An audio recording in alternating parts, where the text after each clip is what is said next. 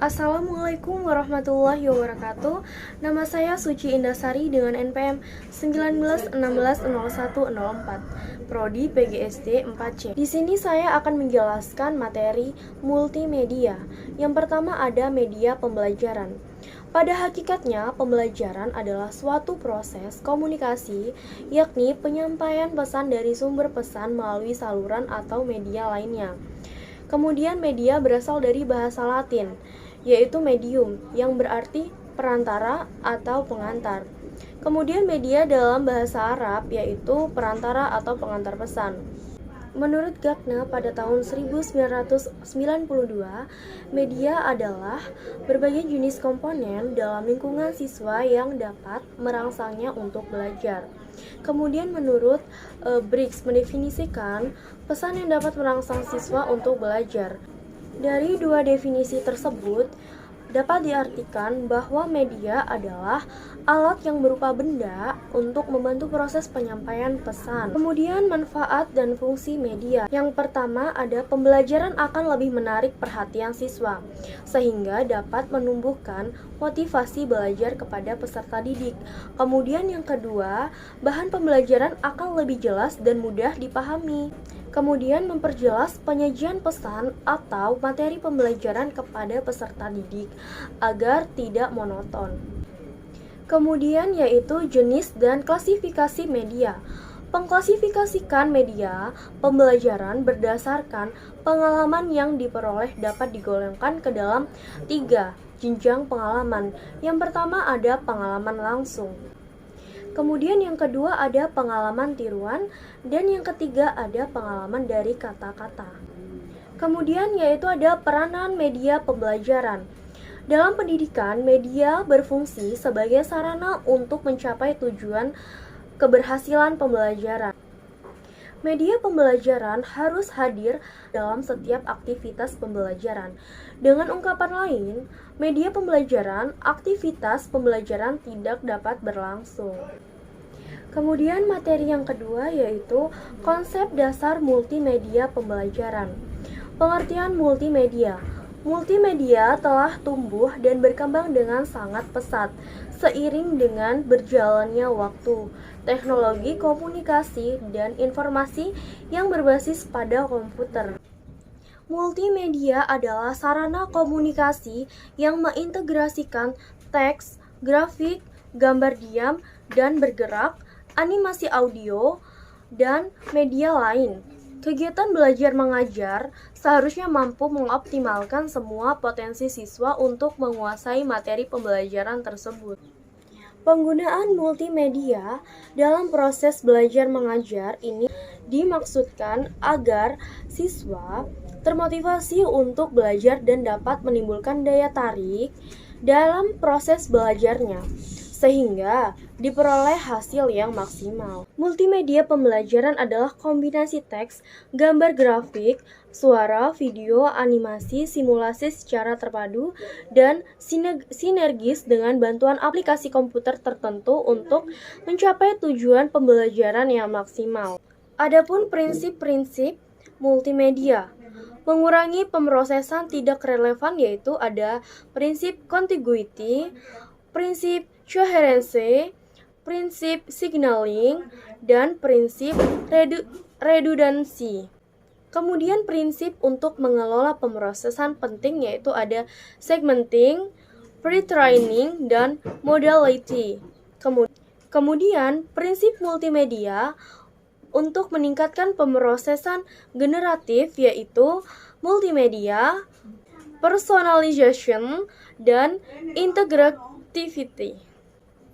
Prinsip contiguity yaitu gambar dan penjelasan lebih baik diletakkan sedekat mungkin atau spatial dan temporal. Kemudian prinsip kesebandingan atau proporsi adalah hubungan perbandingan antara bagian dengan bagian lain atau bagian dengan elemen keseluruhan. Kemudian ada prinsip penekanan atau emphasis, yaitu adalah karya desain atau seni terdapat beberapa bahan atau gagasan yang lebih terpadu Prinsip penekanan atau MHSIS yaitu merupakan strategi komunikasi yang bertujuan untuk mengarahkan pandangan pembaca pada suatu yang ditonjolkan. Kemudian ada prinsip keseimbangan atau balances, yaitu adanya bobot-bobot elemen setelah disusun memberi kesan mantap dan tepat pada tempatnya, yaitu bentuk keseimbangan yang sederhana adalah keseimbangan simetris yang terkesan resmi atau formal, sedangkan keseimbangan asimetris terkesan informal dan lebih dinamis. Kemudian ada prinsip irama atau ritme, yaitu pengulangan pada bidang atau ruang yang menyebabkan dapat merasakan adanya perakan, getaran, atau perpindahan dari unsur ke unsur lain. Kemudian ada prinsip keselarasan atau harmoni, yaitu terbentuk karena adanya pertentangan antara satu elemen dengan elemen lainnya. Kemudian ada prinsip kesatuan atau unity, yaitu adalah sebuah kohesi, konsistensi, ketunggalan atau keutuhan yang merupakan isi pokok dari komposisi. Kemudian materi yang terakhir yaitu cara pengembangan multimedia.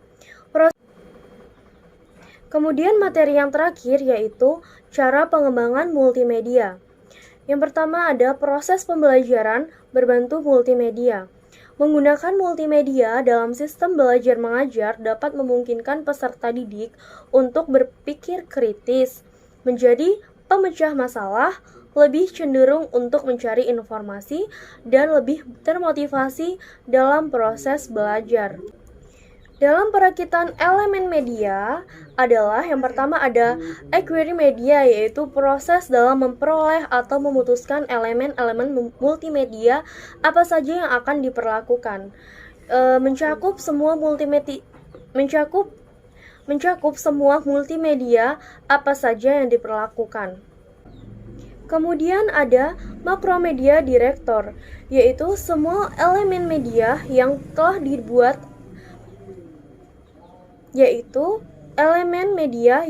dibuat atau dimodifikasi, diimpor dan disimpan secara digital di PC dengan menggunakan software Macromedia Director. Macromedia Director adalah software yang sangat mendukung dalam pembuatan aplikasi multimedia interaktif. Oleh karena itu, proses ini disebut package application. Contohnya seperti kios, produk brosur, aplikasi iklan interaktif, dan presentasi multimedia interaktif. Kemudian, kemasan untuk pengiriman. Aplikasi multimedia dengan berbagai elemen media digital yang tergabung pasti akan memiliki ukuran besar. Oleh karena itu, tidak dapat ditampung oleh floppy disk, tetapi dengan menggunakan CD. Kemudian ada tahapan dan prosedur pengembangan, tergantung kepada tujuan. Pengembangan suatu software tergantung pada tujuan, keperluan, dan berbagai faktor lain berkaitan erat dengan tugas-tugas software, yaitu yang pertama ada untuk menetapkan tujuan, kemudian yang kedua ada analisis isi, yang ketiga mengelompokkan ciri-ciri belajar, keempat menetapkan strategi arahan, kelima pengembangan bahan pembelajaran, dan yang keenam ujian dan penyempurnaan. Kemudian ada model EDI, adalah model generik yang banyak digunakan oleh perancang instruksional untuk pengembangan Instructional System Design atau ISD. Kemudian ada model Alesi-Trolip, yaitu mulai banyak digunakan sebagai acuan oleh pengembangan MPI karena sejak awal model ini dimaksudkan untuk pengembangan multimedia pembelajaran. Model ini ada 3 langkah utama, yaitu ada planning, design, dan development. Kemudian ada model LEE. Pada tahun 2004 sebenarnya belum banyak digunakan. Tetapi melihat tahapannya komprehensif, maka model ini layak untuk dipakai. Dalam tahapan model LEE adalah Needs Assessment, Front-End Analysis, Design, dan Development. Kemudian ada Implementation dan Front-End Analysis dan Evaluation. Kemudian ada model Evers dan Baron. Pada tahun 2002 juga model ini belum banyak digunakan. Tetapi mengenai dengan model Alesi-Trolip, model ini juga memiliki 3 langkah utama. Yang pertama ada decided, design, dan develop. Sekian dan terima kasih, itu saja yang dapat saya jelaskan. Kurang lebihnya saya mohon maaf. Saya akhiri, wassalamualaikum warahmatullahi wabarakatuh.